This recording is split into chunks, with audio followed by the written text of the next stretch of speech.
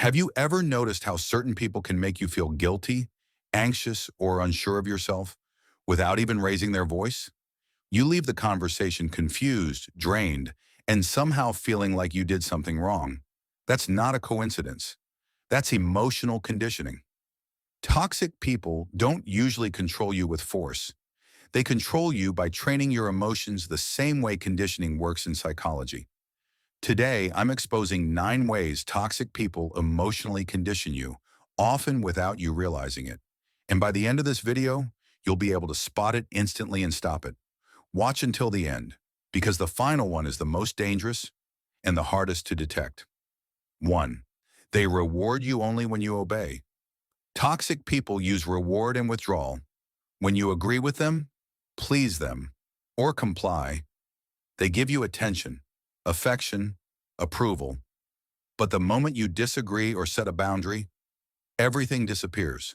No warmth, no validation, no connection. Over time, your brain learns a simple rule. If I want peace, I must obey. That's emotional conditioning. How to break it. Notice when kindness is conditional. Real relationships don't punish independence. 2. They punish you with silence.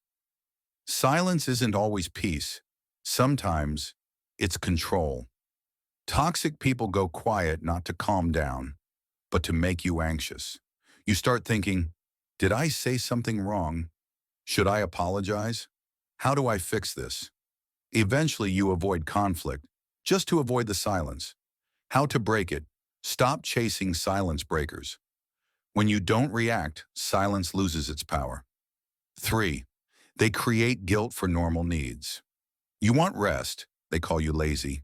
You want space, they call you selfish. You want honesty, they call you dramatic. Slowly you feel guilty for having basic human needs. That guilt keeps you quiet, small, compliant. How to break it. Guilt without wrongdoing is manipulation. Needing rest, space, and respect is not a crime. 4. They reward your self-doubt. Watch closely.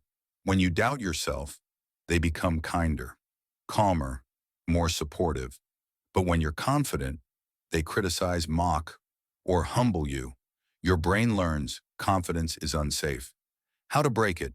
Notice who supports your growth and who only tolerates your insecurity. 5. They make you responsible for their emotions. They're angry. It's your fault. They're sad. You caused it. They're stressed. You should have known better. Slowly you become an emotional caretaker, constantly adjusting yourself to keep them stable. That's not love. That's conditioning. How to break it.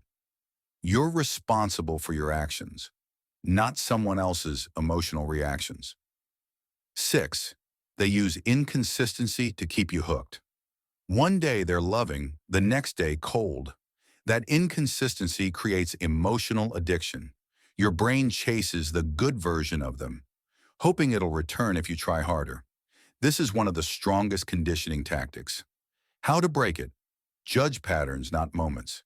Consistency is a requirement, not a bonus. 7. They reframe your pain as weakness. You express hurt, and they say, you're too sensitive.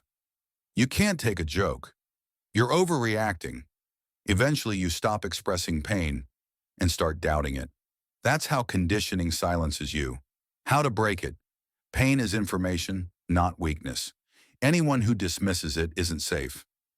8. They train you to fear losing them. They hint, no one else would tolerate you. You're lucky I stay. Others wouldn't understand you like I do. This creates fear-based attachment. You don't stay because you're happy. You stay because you're afraid. How to break it. Fear is not loyalty. Love doesn't threaten abandonment to maintain control. 9. They normalize your emotional exhaustion. They make exhaustion feel normal. Relationships are hard. That's just how I am. You're asking for too much. So you stop questioning why you're always drained. But healthy relationships don't erase you. They energize you.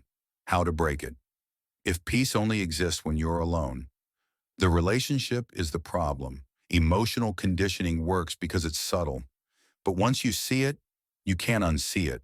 Awareness is the first step to freedom. If this helped you, like, subscribe, and share it with someone who needs clarity but doesn't have the words yet.